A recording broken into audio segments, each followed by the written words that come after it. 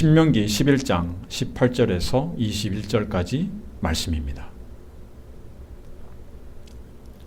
이러므로 너희는 나의 이 말을 너희 마음과 뜻에 두고 또 그것으로 너희 손목에 매어 기호를 삼고 너희 미간에 붙여 표를 삼으며 또 그것을 너희의 자녀에게 가르치며 집에 앉았을 때이든지 길에 행할 때이든지 누웠을 때이든지 일어날 때이든지 이 말씀을 강론하고 또 내 집 문설주와 바깥문에 기록하라. 그리하면 여호와께서 너희 열조에게 주리라고 맹세하신 땅에서 너희의 날과 너희 자녀의 날이 많아서 하늘이 땅을 넘는 날의 장구함 같으리라. 아멘. 기도하겠습니다. 살아계신 아버지 하나님 감사합니다. 오늘도 귀하고 복된 말씀 우리에게 들려주시옵소서. 하나님께서 주시는 능력의 말씀, 생명의 말씀 이 시간 선포될 때에 듣는 심령이 모두 아멘으로 화답케 해주시고 말씀을 마음에 새겨서 하나님 말씀에 순종하는 결단이 있게 하여 주시옵소서. 하나님의 성령이 충만케 하여 주시옵시며 하나님의 말씀이 능력 있게 선포되는 시간 되게 하여 주시옵소서. 예수 그리스도 이름으로 기도하옵나이다. 아멘. 네, 우리 하나님은 하나님 말씀에 순종하는 자를 기뻐하십니다. 그리고 순종하는 자에게 복을 주십니다. 이것이 율법을 주신 하나님의 의도요 목적입니다.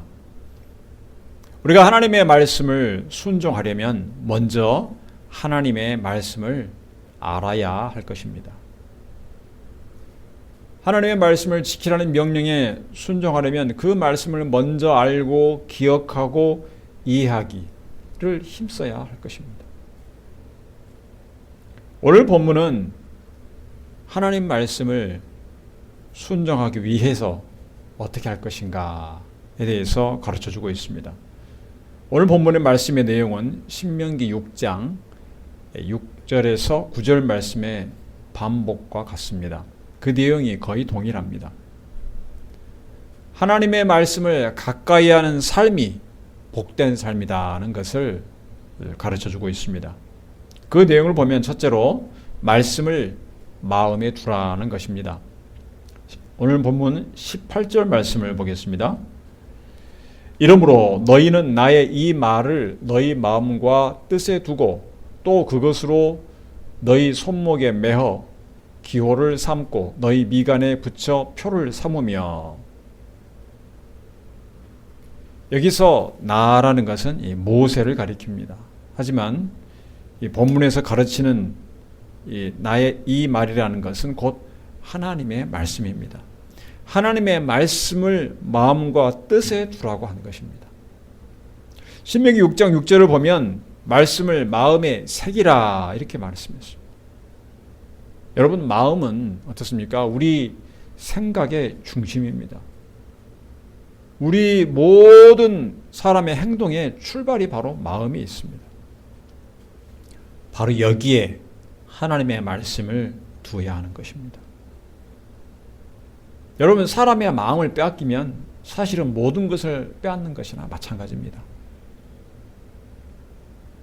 마음은 의지와 감정과 생각 등 모든 정신적인 작용이 일어난 것입니다. 우리의 몸은 우리의 정신이 주장하고 다스립니다.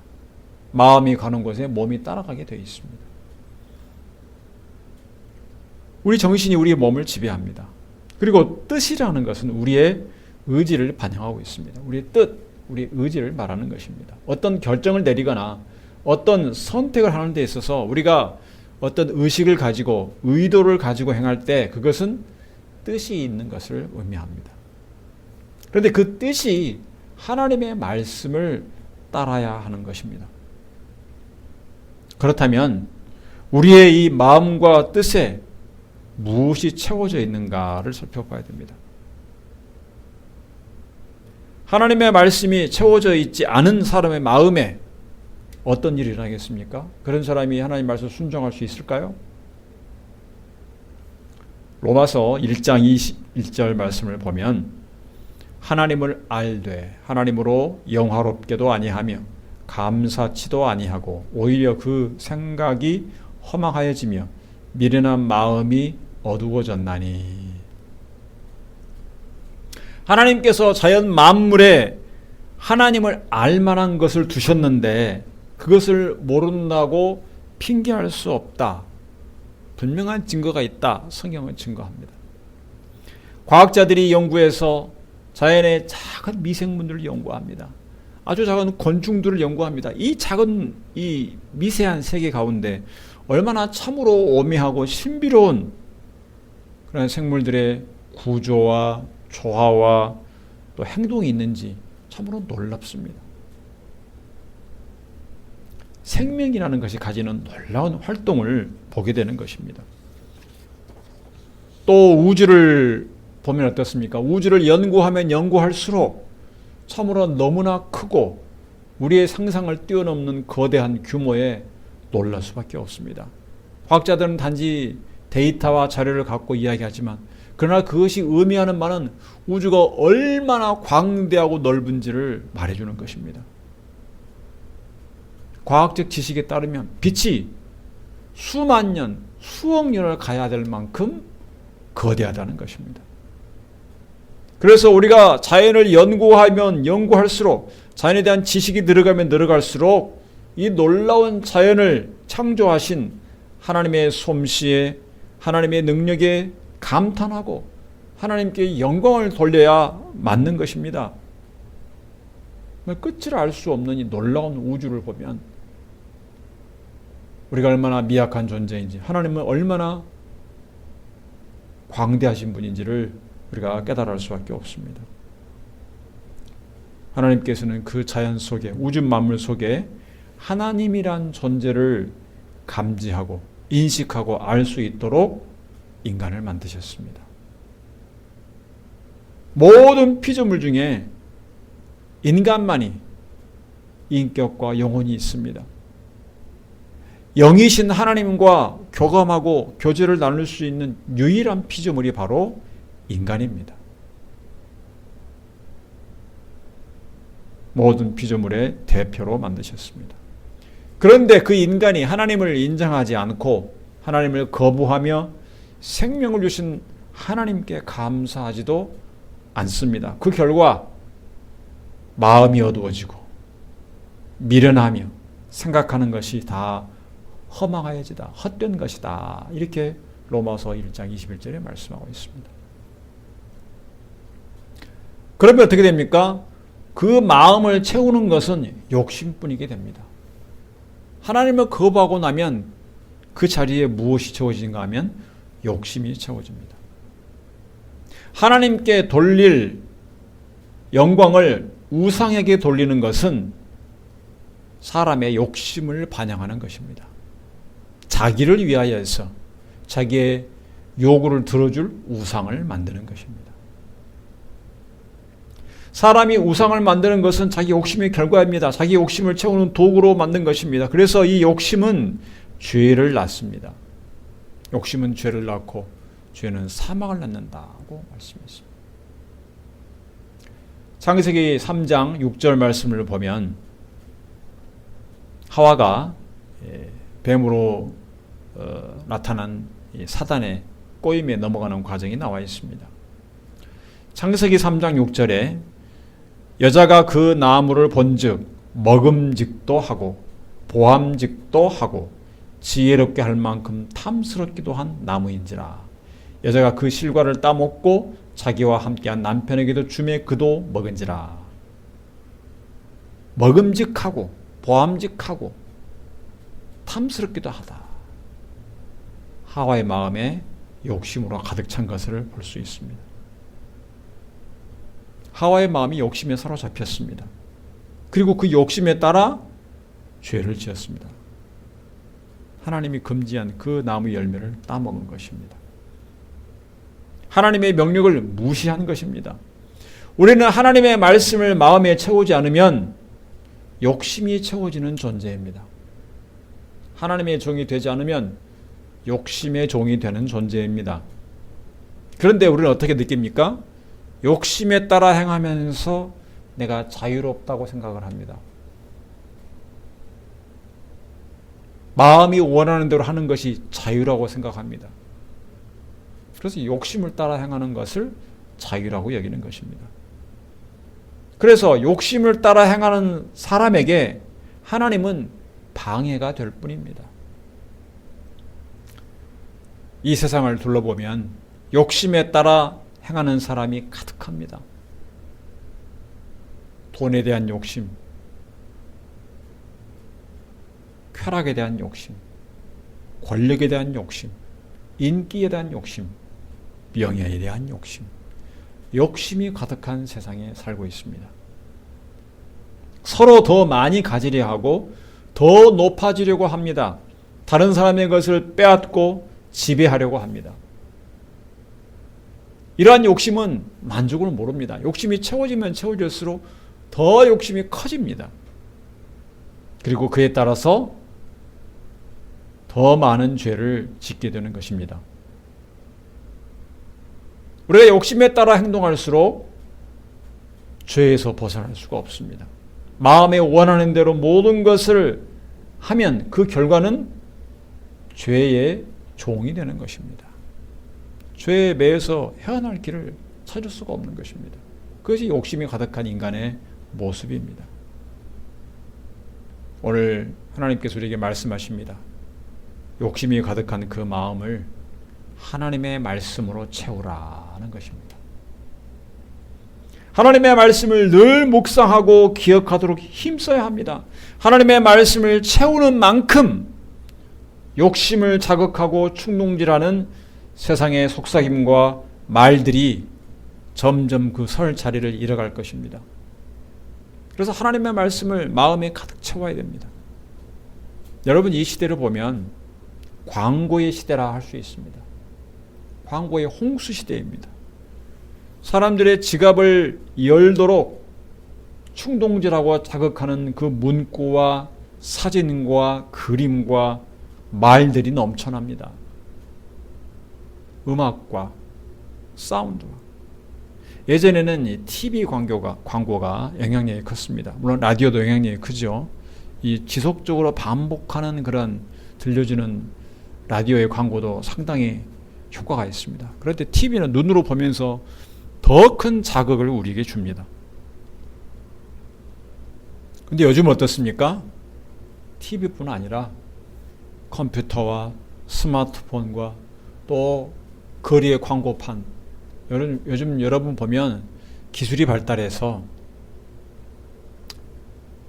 곳곳마다 화면을 보여주는 동영상을 보여주는 이 전광판이 얼마나 많은지 모릅니다. 제가 가끔 고속터미널을 가는데, 강남 고속터미널을 가는데 보면 깜짝 놀랍니다.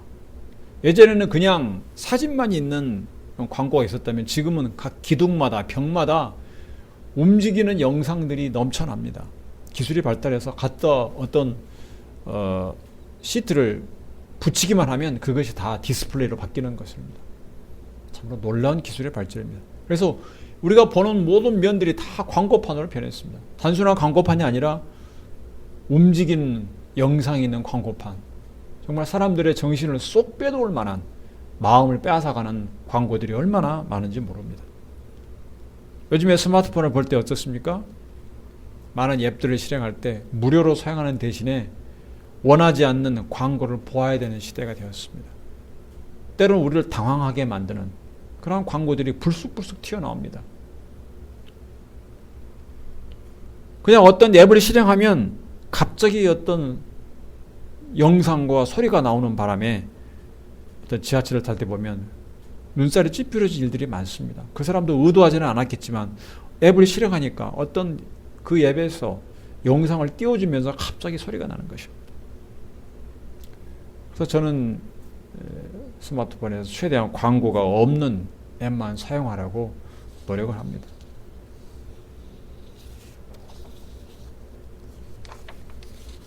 때로는 그 앱이 어떤 인터넷 접속을 통해서 광고를 실행하니까 비행기 모드로 잠깐 바꿨다가 그것을 실행하는 그런 일도 있습니다. 우리에게 편리한 도구가 우리를 더욱 욕심으로 몰아가는 도구가 되는 그런 시대에 우리가 살고 있습니다. 욕심을 저하기 위해서 우리는 더욱더 우리의 마음을 하나님의 말씀으로 채워야 되는 것입니다. 복 있는 사람에 대해서 시편은 이렇게 말씀합니다. 시편 1편 2절에 이렇게 말씀합니다. 오직 여호와의 율법을 즐거워하여 그 율법을 주야로 묵상하는 자로다. 말씀을 읽고 생활하는 것이 생활화가 되어야 된다는 것입니다. 그것이 복 있는 자라고 말씀합니다. 그런데 이와 관련해서 오늘 본문 18절은 이렇게 말씀합니다. 손목에 매어 기호를 삼고 미간에 붙여 표를 삼으며 라고 했습니다. 유대인들은 이 말씀을 문자적 그대로 해석을 해서 말씀이 적힌 특히 신명기 6장에 있는 그런 중요한 계명들을 말씀을 적어서 양피지에 보통 적어서 손목과 이마에 부착을 하였습니다. 조그맣게 적어서 작게 적어서 그렇게 하면 조금이나마 하나님 말씀을 기억하는 데 도움이 될 수는 있을 것입니다. 그러나 단지 그렇게 손목에 메고 이마에 붙인다고 해서 하나님 말씀을 기억하는 대신 단지 내가 하나님 말씀을 손목에 메고 이마에 붙였다, 가까이 했다 하는 그 표시로만 드러내는 어떤 외식적인, 위선적인 행동이 될 수도 있습니다. 왜냐하면 실제 삶에서는 하나님 말씀에 순종하지 않은 적이 많아서 예수님께서 외식하는 자들이라 이렇게 때로 그들을 책망하신 적이 많았습니다. 그렇다면 이 말씀, 손목에 메어 기호를 삼고 미간에 표를 붙이라는 이 말씀의 의미는 무엇인가 하면 우리의 모든 손목으로 하는 행동, 일들, 그 행동과 미간, 이 지성, 이 미간에 있는 이 지성으로 생각하는 모든 판단의 기준으로 삼으라는 것입니다. 하나님 말씀을. 손목에 메고 이마에 표를 둔다는 것은 하나님 말씀을 마음에 두기 위한 온갖 노력을 의미합니다. 성도 여러분, 여러분의 자신을 살펴보시면 하나님의 말씀을 여러분의 마음에 두고 있는지, 얼마나 자주 그 말씀을 기억하고 순종하는지 잘 살피시기 바랍니다. 여러분 나름대로의 어떤 다른 기호, 여기서 말하지 않았던 기호나 표시를 만들어도 좋습니다. 그런 기호나 표시를 하나님의 말씀을 잘 기억하는 도구로서는 좋습니다. 욕심을 자극하는 것이 홍수처럼 쏟아지는 이러한 세상에서 하나님의 말씀을 끊임없이 기억하기를 온갖 노력을 다해서 힘써야 할 것입니다. 여러분의 마음을 하나님의 말씀이 지배하도록 내어드려야 합니다. 여러분이 무엇을 보고 무엇을 생각하든 무엇을 행하든지 간에 하나님의 말씀을 기준으로 삼고 있는가 늘 살펴보아야 하는 것입니다. 하나님의 말씀을 마음에 새기고 마음에 채우셔서 말씀에 날마다 순종하시기를 기원합니다. 오늘 본문에서 우리에게 두 번째로 가르쳐주는 것은 자녀에게 말씀을 가르치라는 것입니다. 오늘 본문 19절 말씀을 보면 또 그것을 너희의 자녀에게 가르치며 집에 앉았을 때이든지 길에 행할 때이든지 누웠을 때이든지 일어날 때이든지 이 말씀을 강론하고, 이 구절은 하나님의 말씀을 지키는 데 있어서 자녀와 함께 해야 될 것을 명하고 있습니다. 말씀을 자녀에게 가르치는 것이 부모의 의무라는 것을 명확히 하고 있습니다. 이스라엘 백성은 하나님의 백성으로 택하심을 받았습니다. 아브라함과 먼저 언약을 맺으셨고 이삭과 야곱과도 언약을 맺으셨습니다. 또한 그 후손인 이스라엘 백성과도 호렙산에서 언약을 맺으셨습니다. 하나님의 말씀을 지키는 것은 이렇게 이스라엘 자손 대대로 이어지는 것이다 하는 것을 여기서 알 수 있습니다. 그런 의미에서 자녀에게 말씀을 가르쳐야 됩니다. 또 이것은 어떤 의미가 있는가 하면 말씀을 지키는 것이 모두가 다 각자 하나님 앞에서 지켜야 하는 것임을 말해주고 있습니다. 부모의 신앙이 자녀의 신앙을 대신해 주지 않습니다. 신앙이 훌륭한 부모라고 해서 그 자녀들이 다 신앙이 훌륭한 것이 아닙니다. 우리가 이스라엘 역사에서도 알 수 있지 않습니까? 부모가 악한 왕이었지만 그 아들은 선하고 하나님 마음에 합한 왕들이 나오기도 하고 그 반대인 경우도 있습니다.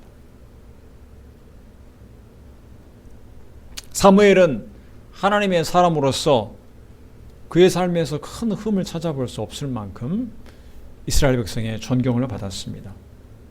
그런데 그 사무의 아들들은 어땠습니까? 사무엘과 달랐습니다. 백성들에게 뇌물을 받고 백성들이 이를 판단하는데 공정하게 하지 않았습니다.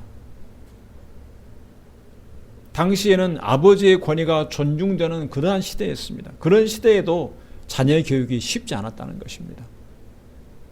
요즘 시대는 어떻습니까? 자녀들에 대한 교육이 더더욱 쉽지 않습니다. 지식에 있어서는 검색하면 다 나오는 시대입니다. 부모와 학교의 교사에게 의존할 필요가 없이 검색하면 다 알려주는 시대입니다. 학원에 가면 더 잘 가르친다고 생각하는 그런 학생들도 있습니다. 인권을 존중하면서 저마다 판단과 생각이 존중받아야 된다는 그러한 시대에 살고 있습니다. 그래서 학교든 가정이든 자녀에게 가르치는 것이 쉽지 않습니다. 그런데 가르치는 것은 단순히 정보를 제공하는 것이 아닙니다. 하나님의 말씀을 자녀에게 가르칠 때에 단지 말씀만 알려주는 것이 아니라 하나님 말씀에 대한 태도도 보여주게 되는 것입니다. 특히 부모와 자녀가 함께 생활할 때 자녀들은 부모의 행동을 늘 지켜보고 있습니다. 자녀에게 하나님의 말씀을 가르친다는 것은 말로만 가르치는 것이 아니고 행동으로, 삶으로 가르쳐 주는 것입니다. 그래서 쉽지 않습니다. 부모가 어떻게 사는지 자녀가 다 보고 있는데 자기의 삶과 전혀 다른 하나님의 말씀을 가르치면 자녀가 그 가르침을 받아들이기가 쉽겠습니까? 그렇다고 해서 자녀에게 가르치는 것을 포기하는 것도 또한 안 되는 것입니다. 부모에게 주어진 의무입니다. 그러므로 자녀에게 하나님 말씀을 가르치는 것은 부모가 먼저 하나님 말씀에 순종하고 그 말씀을 가르치는 것입니다. 이 자녀에 대한 가르침은 부모가 하나님 말씀을 순종하도록 본을 보이도록 자극하는 그러한 효과도 있는 것입니다. 자녀에게 가르쳐야 되기 때문에 스스로가 먼저 하나님 말씀에 순종해야 되는 것입니다. 또한 자녀를 가르칠 때를 가르지 말라는 의미의 오늘 말씀입니다. 앉았을 때에나 길을 향할 때에나 누웠을 때에나 일어날 때든지, 그러니까 때를 가리지 말고 어떤 때이든지 가르칠 수 있어야 하고 힘써야 한다는 것입니다. 우리가 자녀에게 가르치는 적당한 때를 기다리다가 오히려 자녀를 가르치는 것을 못하게 될 수도 있습니다. 늘 적극적으로 자녀에게 가르칠 마음의 준비가 되어 있어야 됩니다. 자녀가 좌절하고 낙심할 때 하나님의 말씀으로 위로해야 됩니다. 믿음으로 하나님 바라보도록 해야 됩니다. 하나님 한 분만 만족하도록 가르쳐야 됩니다. 자녀가 어떤 성공을 이루었을 때 하나님께서 인도해 주시고 하나님께서 주신 것임을 가르쳐서 하나님께 감사하고 겸손하게 하도록 해야 됩니다. 디모데후서 3장 16절에서 17절 말씀을 보면 모든 성경은 하나님의 감동으로 된 것으로 교훈과 책망과 바르게 함과 의로 교육하기에 유익하니 이는 하나님의 사람으로 온전케 하며 모든 선한 일을 행하기에 온전케 하려 함이니라. 아멘. 세상의 유혹과 시험에 넘어가지 않도록 자녀가 늘 깨어있도록 주의를 주고 경고해야 됩니다. 때로는 책망하고 바르게 잡아주고, 자녀가 범죄하여 잘못하였을 때 하나님 말씀으로 징계하고 회개하도록 권고해야 됩니다. 자녀가 하나님의 사람으로 자라가도록 하나님의 말씀으로 늘 가르치기를 힘써야 합니다. 이것이 부모의 의무입니다. 또 오늘 본문에서 우리가 가르쳐주는 세 번째는 하나님의 말씀을 모든 활동의 기준으로 삼으라는 것입니다. 20절 말씀을 보면 또 내 집 문설주와 바깥문에 기록하라 고 했습니다. 여러분, 집안에 많은 여러 가지 다양한 공간이 있고 구조가 있죠. 여러분, 집안의 창고는 어떻습니까? 당장은 쓰지 않는 물건을 보관하는 곳입니다. 그곳에 여러 가지 물건을 보관해 놓고 필요할 때만 가끔 찾아갑니다. 저장해 두는 곳이기 때문에. 그런데 여러분, 집의 문설주와 바깥문은 어떻습니까? 들어가고 나가면서 반드시 출입하면서 통과해야 되는 곳입니다. 그러면서 반드시 눈으로 보게 되어 있습니다. 자주 눈으로 보고 그곳에 하나님의 말씀을 그곳에 기록하라고 한 것입니다. 여러분이 활동하고 움직일 때마다 하나님의 말씀을 기억하게 하라는 것입니다. 일부러 하나님 말씀을 찾아보지 않아도 여러분이 출입하고 움직이고 행동할 때마다 눈길이 가는 곳에 하나님의 말씀이 있게 하라는 것입니다. 이것은 우리가 하나님 말씀을 기억하는 것이 쉽지 않다는 것을 전제하고 있습니다. 우리는 자주 잊어버립니다. 그래서 잊지 않기 위한 노력을 기울이라는 것입니다. 하나님의 말씀을 피해서 도망갈 수 없게 하는 것입니다. 요즘에는 교회에서 예배 볼 때 성경 말씀을 스크린에 띄워주는 것이 일반화가 되었기 때문에 다른 성도들 중에 성경 찬송 없이 교회에 오는 일도 있습니다. 그래서 과거에는 성경 찬송을 반드시 가지고 교회에 왔습니다. 그런데 일주일간 성경을 읽지 않다가 교회에 올 때만 그 먼지를 털어서 성경책을 가지고 온다면 평소에는 성경을 보는 일이 거의 없을 수 있습니다. 여러분, 그런 일을 피하려면 어떻게 해야 됩니까? 여러분 눈길이 가는 곳에, 잘 보이는 곳에, 늘 자주 드나드는 곳에 성경 말씀을 기록해 두면 보게 되어 있습니다.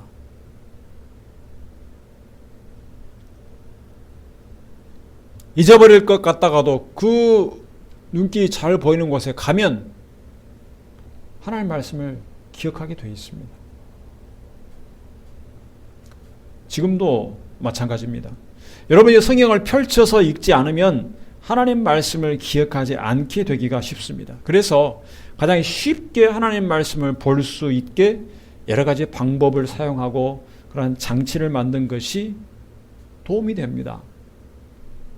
우리가 너무 자주 잊어버리기 때문에, 그것을 연약한 부분을 알기 때문에 그런 방법을 사용하는 것입니다. 그래서 여러분이 자주 사용하는 물건이나 어떤 장소에 하나님 말씀을 기록하여 두는 것은 좋은 방법이 됩니다. 여러분, 이것을 실천해 봐야 됩니다. 여러분이 자주 드나드는 곳, 자주 사용하는 어떤 공간, 거기에 하나님 말씀을 기록해 두시고 그 말씀이 자주 눈길이 갈 때마다 한 번씩 멈추어서 잠시라도 생각할 수 있는 그런 습관을 들이면 좋습니다. 그런데 여기서 우리가 주의할 것이 있습니다. 여러분이 하나님 말씀을 기록하는 것 자체가 목적이 아닙니다. 말씀을 기록하여 두고 그것을 무시하는 것이 일상화가 되면 무슨 의미가 있겠습니까? 말씀을 보이도록 기록한다는 것은 그것을 통해서 잠시나마 한번 그 말씀을 묵상하게 하는 것입니다. 생각하게 하는 것입니다. 그렇지. 항상 기뻐하라. 쉬지 말고 기도하라. 범사에 감사하라. 이 구절을 적어 놓았다면 그걸 볼 때 내 마음에 절망이 되고 낙심될 때라도 그 말씀을 보면서 맞아. 기뻐해야 되지. 기도해야 되지. 감사해야 되지. 생각하게 되는 것입니다. 또한 이 말씀을 적은 어떤 메모나 종이는 부적이 아닙니다. 미신을 믿는 사람이 부적을 문설주나 어떤 어디에 넣어놓고 하는 거, 그런 부적이 아닙니다. 말씀을 적은 어떤 그 메모가 자체가 어떤 능력이 있지 않습니다. 신비한 능력이 있는 건 아닙니다. 말씀의 능력은 글자 자체에 있는 것이 아니라, 말씀이 적힌 종이에 있는 것이 아니라 말씀의 그 내용이 능력인 것입니다. 말씀 자체가 능력인 것입니다. 활자가 능력이 아닙니다. 저도 어렸을 때 그런 미신 아닌 미신인 적이 있습니다. 잘 때 머리맡에 성경책을 두고 자면 좀 마음이 편하다. 그런 무서운 어떤 귀신이나 했던 그런 존재로부터 좀 안도감을 느끼는 그런 때가 있었습니다. 그러니까 신앙이 잘 어렸을 때니까 그런 생각을 하죠. 그러나 이제 신앙이 성숙하면 어릴 때 그 어리석은 것들은 버려야 할 것입니다. 활자나 어떤 기록한 책 자체가 능력이 아니라 그 안에 있는 하나님의 말씀이 능력인 것입니다. 우리의 눈과 귀와 입을 통해서 하나님 말씀을 늘 가까이 하는 것이 마음에 하나님 말씀을 채우는 데 도움이 되는 것입니다. 예수님이 이 땅에 오셔서 사역하실 때 말씀을 가르치심과 함께 말씀을 이루는 데 힘쓰셨습니다. 십자가에 죽으시고 또 죽음을 이기시고 부활하신 것도 말씀을 이루신 것입니다. 사도 요한은 말씀이 곧 성자 하나님이신 예수 그리스도라고 증거합니다. 요한복음 1장 14절 말씀에 이렇게 말씀합니다. 말씀이 육신이 되어 우리 가운데 거하심에 우리가 그 영광을 보니 아버지의 독생자의 영광이요 은혜와 진리가 충만하더라. 하나님의 말씀이 예수 그리스도를 통해 이루어진 것을 의미하고 있습니다. 우리를 구원하기 위한 하나님의 가장 중요한 사역, 구속사가 예수 그리스도를 통해서 이루어진 것입니다. 죽음을 이긴 승리를 이루셨습니다. 예수님께서는 말씀하십니다. 내 안에 거하라. 나도 너희 안에 거하리라. 이때 거한다는 것이 좀 추상적으로 들릴 수 있습니다. 근데 그것은 오늘 가르쳐 주신 표현에 의하면 예수 그리스도 안에 거한다는 것은 그의 말씀을 마음에 채우는 것입니다. 예수님 안에 거할 때 열매를 많이 맺게 된다고 했습니다. 예수님 말씀을 마음에 채우고 그 말씀을 따라 살면 하나님이 기뻐하시는 열매를 많이 맺게 될 것입니다. 하나님 말씀을 늘 가까이 하고 마음에 채우고 묵상하는 것이 곧 순종으로 이어지게 됩니다. 오늘 본문 21절은 그것을 암시하고 있습니다. 21절 말씀에 그리하면 여호와께서 너희에게 열조에게 주리라고 맹세하신 땅에서 너희의 날과 너희 자녀의 날이 많아서 하늘이 땅을 덮는 날의 장구함 같으리라 하고 했습니다. 하늘을 덮는 날의 장구함 같이 많다는 것은 하늘이 땅 위에 펼쳐 있는 한 영원토록 이어지는 것을 의미하고 있습니다. 여기 구절에 순종이라는 말이 없지만 가나안 땅에서 복을 누릴 것을 약속하고 있는 것을 볼 수 있습니다. 말씀을 가까이 하고 여러분의 삶에 여러분의 마음에 채우는 것은 곧 순종의 시작입니다. 하나님의 말씀을 늘 가까이에서 묵상하고 마음에 채우고 자녀에게 가르칠 때 우리가 복을 누릴 수가 있는 것입니다. 성도 여러분, 하나님의 말씀을 가까이 하시기 바랍니다. 말씀을 가까이 하는 것이 곧 주님 안에 거하는 것입니다. 하나님 말씀을 늘 묵상하고 마음에 새기고 마음에 채우는 것을 힘쓰기 바랍니다. 이 말씀을 자녀에게 가르치기를 힘쓰고 여러분의 생각과 여러분의 활동의 모든 기준으로 삼으시기 바랍니다. 그래서 하나님께서 주시는 복을 충만히 누리는 성도들이 되시기를 주님의 이름으로 축원합니다. 기도하겠습니다. 하나님 아버지 감사합니다. 오늘도 귀한 말씀을 통해서 우리가 하나님 말씀을 순종하기 위해서 어떻게 해야 되는가 가르쳐 주시니 감사합니다. 늘 하나님 말씀을 마음에 가득 채우는 데 힘쓰게 하여 주시옵소서. 하나님의 말씀을 자녀에게 가르치는 이 사명을 잘 감당케 하여 주시고 또한 하나님의 말씀을 우리 모든 활동과 생각의 기준으로 삼게 하여 주시옵소서. 늘 말씀을 가까이 하여 순종하며 하나님이 주신 복을 누리며 살 수 있도록 우리의 삶을 인도하여 주시옵소서.